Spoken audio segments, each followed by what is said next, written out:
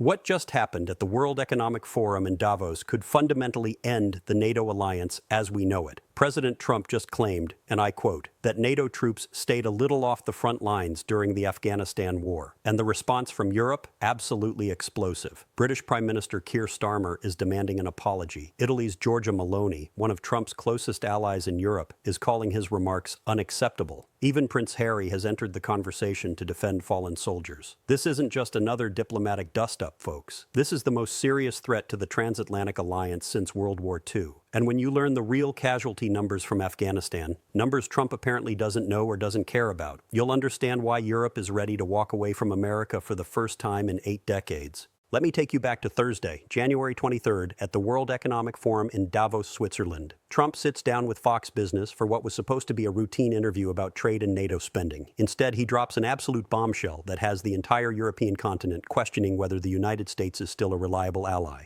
"We've never needed them," Trump says about NATO. "We have never really asked anything of them. You know, they'll say they sent some troops to Afghanistan or this or that. And they did. They stayed a little back, little off the front lines." Now, if you're sitting at home thinking, well, maybe he has a point, let me give you the numbers that apparently nobody in Trump's inner circle bothered to show him before he opened his mouth. 3,500 NATO coalition troops died in Afghanistan. That's the total. Now here's what Trump conveniently forgot. Of those 3,500 deaths, only 2,460 were American. That means over 1,000 non-American NATO soldiers gave their lives in what Trump himself calls America's war. Let that sink in for a moment. 1,000 families across Europe, Canada, and partner nations who will never see their sons and daughters again. 1,000 flag-draped coffins, 1,000 military funerals, 1,000 Gold Star families, and Trump just said they stayed off the front lines. Let's break down these numbers even further, because the details absolutely destroy Trump's narrative. The United Kingdom lost 457 soldiers, 457 British troops who answered America's call after 9/11. Canada lost 158. France lost 90. Germany lost 60. And here's the one that should make Trump's statement particularly galling. Denmark, with a population of only 5 million people, lost 44 soldiers. That's the highest per capita death rate of any NATO country in Afghanistan. Denmark has fewer people than the state of Maryland, and they lost 44 soldiers fighting alongside American troops in one of the most dangerous regions on Earth. Italy, led by Giorgia Meloni, who's been one of Trump's staunchest European supporters, lost 53 soldiers with over 700 wounded. Poland lost 40. Spain lost 34. These weren't symbolic deployments to safe rear areas. These were real combat operations in Helmand Province, Kandahar, and other Taliban strongholds where the fighting was absolutely brutal. NATO Secretary General Mark Rutte, who was actually sitting with Trump in Davos when this controversy erupted, had to publicly correct the president. "For every 2 Americans who paid the ultimate price," Rutte said, "there was 1 soldier from another NATO country who did not come back to his family." Think about that ratio. For every 2 American deaths, 1 Allied soldier died. That's not staying off the front lines. That's fighting and dying side by side. Admiral James Stavridis, the former Supreme Allied Commander of NATO from 2009 to 2013, he commanded these troops in Afghanistan. Here's what he said: "I honor their memory every single day." Stavridis isn't some political commentator. He's the guy who was there, who led these forces, who saw Allied troops die under his command. And he's calling Trump out. Now let's talk about the British response, because this is where it gets really interesting from a diplomatic standpoint. Prime Minister Keir Starmer doesn't mince words. He calls Trump's comments insulting and frankly appalling. Those are strong words from the leader of America's closest ally. Starmer points out that 457 British service personnel died in Afghanistan. He says, and I'm paraphrasing here, that if he had made such comments, he would apologize. That's diplomatic speak for Trump needs to apologize, and he needs to do it now. But here's where it gets even more dramatic. Prince Harry, the Duke of Sussex, who served 2 tours in Afghanistan with the British Army, releases a statement. Prince Harry isn't just some royal figurehead. He flew Apache helicopters in combat. He made lifelong friends there, and he lost friends there. His statement is absolutely scathing without being overtly political.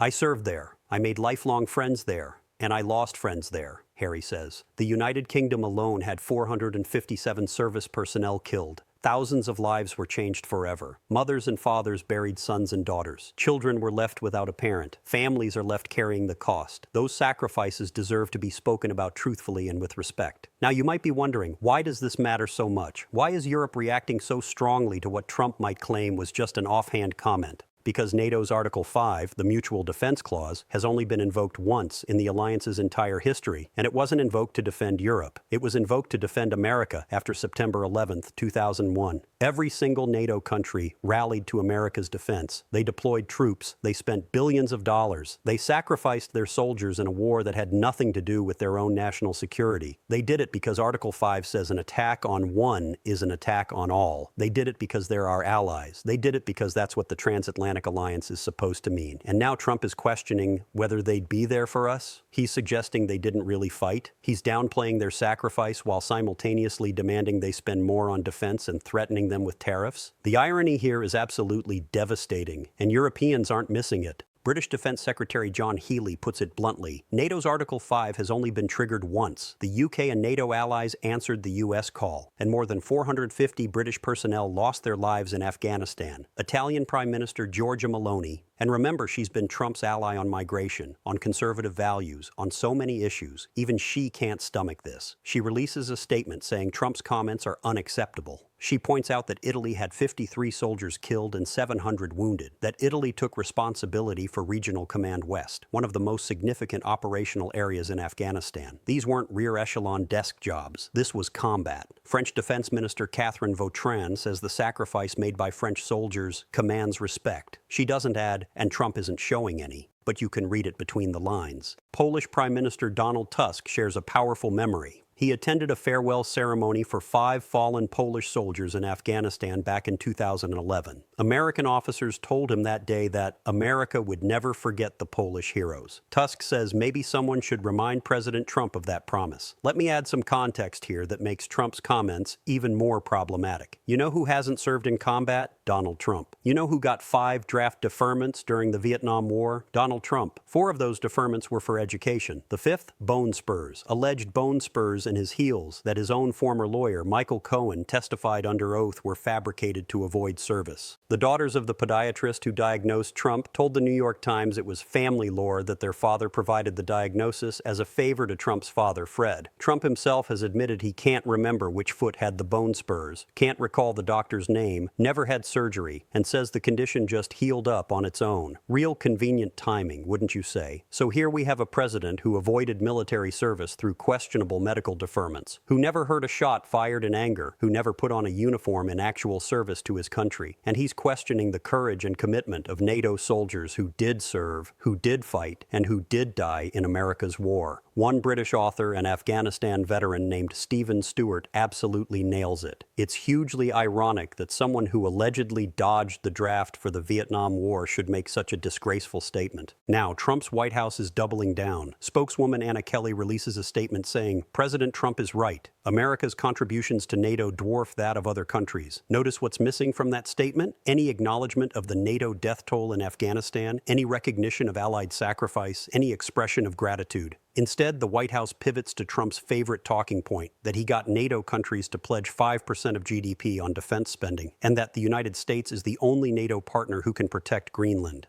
Oh, and speaking of Greenland, because yes, this all ties together, this NATO controversy is happening against the backdrop of Trump's weeks-long campaign to acquire Greenland, a semi-autonomous territory of Denmark. You know, that NATO ally whose soldiers had the highest per capita death rate in Afghanistan? Trump has threatened to use military force to take Greenland. He's threatened tariffs against Denmark and 7 other European countries. He's called NATO an alliance America never needed. This is the context European leaders are operating in. This isn't just about one comment. It's about a pattern of behavior that suggests Trump doesn't value the Atlantic alliance, doesn't respect European sovereignty, and doesn't appreciate Allied sacrifice. By Saturday, Trump posts on Truth Social trying to walk it back. Sort of. The great and very brave soldiers of the United Kingdom will always be with the United States of America, he writes. Notice he only mentions the UK, not the dozens of other countries whose soldiers died. Notice he doesn't actually apologize. Notice he doesn't acknowledge he was wrong about them staying off the front lines. Prime Minister Starmer's office confirms he raised the issue with Trump in a phone call. The Prime Minister raised the brave and heroic British and American soldiers who fought side by side in Afghanistan, many of whom never returned home, the official statement reads. We must never forget their sacrifice. That last line, we must never forget their sacrifice. That's aimed directly at Trump, who apparently has forgotten. Let's talk about the geopolitical implications here because they're absolutely massive. NATO is the most successful military alliance in human history. It's kept the peace in Europe for nearly 80 years. It's the reason Western Europe didn't fall to Soviet communism during the Cold War. It's the framework that has deterred Russian aggression for decades, and it's based on one simple principle: collective defense. An attack on one is an attack on all. We're all in this together. Trump's comments undermine that principle at its core. If the President of the United States is suggesting that allied countries didn't really contribute, didn't really fight, stayed off the front lines, then what's the point of the alliance? Why should European countries continue to commit blood and treasure to collective defense if America doesn't even acknowledge their sacrifice? And here's the really dangerous part. Who's watching all of this? Vladimir Putin, Xi Jinping, Kim Jong-un. Every adversary of the West is taking notes. They're seeing the President of the United States insult and alienate America's closest allies. They're seeing cracks in NATO unity. They're seeing an opportunity. Senator Tom Tillis, a Republican from North Carolina, warns that division among NATO allies plays directly into Putin's hands. Senator Lisa Murkowski, Republican from Alaska, says Congress needs to work together to reassert our constitutional authority over tariffs so that they are not weaponized in ways that harm our alliances and undermine American leadership. These aren't Democrats attacking Trump. These are members of his own party saying, this is dangerous, this is wrong, this needs to stop. Multiple European leaders are now talking openly about European strategic autonomy, the idea that Europe can no longer rely on the United States and needs to develop its own military capabilities independent of NATO. That's a conversation that wouldn't have been happening 5 years ago. That's a conversation that represents a fundamental shift in the post-World War II order. Some analysts are saying this is the most serious crisis in transatlantic relations since the Suez Crisis of 1956. Others say it's worse than that. At least in 1956, nobody was questioning the basic premise of the alliance. Let me give you some additional context about what actually happened in Afghanistan, because Trump's characterization is so divorced from reality that it's almost stunning. British and Danish troops were assigned to Helmand Province, one of the most dangerous areas in all of Afghanistan. It was a Taliban stronghold and the center of opium production. The fighting there was absolutely brutal. The British task force in Helmand was specifically designed for combat operations, not peacekeeping. Danish troops, despite coming from a nation with a tiny population, operated in some of the most hostile terrain alongside British forces. Canadian troops took responsibility for Kandahar Province, another Taliban hotbed where combat was intense and casualties were high. French troops in places like Tagab district faced constant Taliban attacks. Italian soldiers led Regional Command West and engaged in direct combat operations. These weren't symbolic deployments. These weren't rear-area logistics jobs. These were frontline combat positions where NATO soldiers patrolled IED-laden roads, cleared Taliban-held villages, trained Afghan forces under fire, and died doing it. The idea that they stayed off the front lines is not just wrong, it's an insult to military history and an affront to the families who lost loved ones. Now, there's been some speculation about whether Trump is deliberately trying to undermine NATO, or whether he's just incredibly ignorant about military history and allied contributions.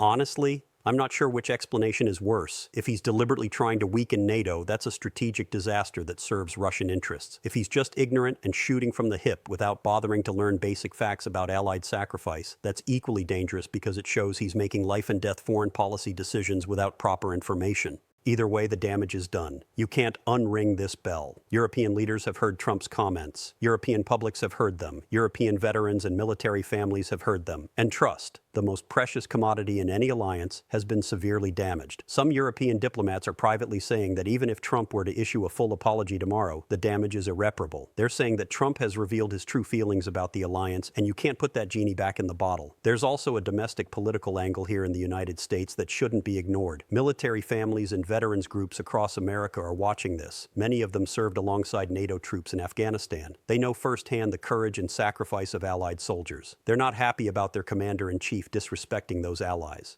The American Legion, Veterans of Foreign Wars, and other veteran organizations haven't issued official statements yet, but there's definitely grumbling in the ranks. These organizations traditionally try to stay out of partisan politics, but when the president makes demonstrably false claims about military history, it puts them in a difficult position. And then there's the question of what happens next. Does Trump double down, as he often does? Does he issue a more comprehensive apology? Does he just move on to the next controversy and hope this one fades? Early indications suggest he's going with option 3, move on and hope it fades. But this one might not fade so easily. European leaders are facing domestic political pressure to respond. Their own publics are demanding they stand up to Trump. Their veterans groups are demanding respect for fallen soldiers. NATO Secretary General Mark Rutte is trying to manage the crisis, but he's in an impossible position. He needs to maintain alliance unity while dealing with a U.S. president who seems determined to blow it up. He's probably working the phones 24/7 right now, trying to calm European leaders and convince them that the alliance is still worth preserving. But here's the thing. Alliance management shouldn't require the Secretary General to spend all his time doing damage control from the most powerful member state. NATO should be focused on deterring Russia, managing security challenges, coordinating defense policy. Instead, Rutte is spending his time trying to prevent the alliance from imploding because Trump can't stop insulting allies. Let me also address the argument some Trump supporters are making, that he's right about burden sharing and that European countries need to spend more on defense. Look, that's a legitimate policy debate. Trump isn't the first American president to pressure European allies to increase defense spending. Obama did it. Bush did it. It's been a bipartisan American position for decades. But there's a difference between saying you need to spend more on defense and saying you never fought alongside us, you stayed off the front lines. One is a policy disagreement. The other is a factual lie that insults allied sacrifice. You can push for increased defense spending while simultaneously acknowledging and honoring the soldiers who died fighting in America's wars. These aren't mutually exclusive positions. Trump's failure to understand that distinction is part of what makes his comments so damaging.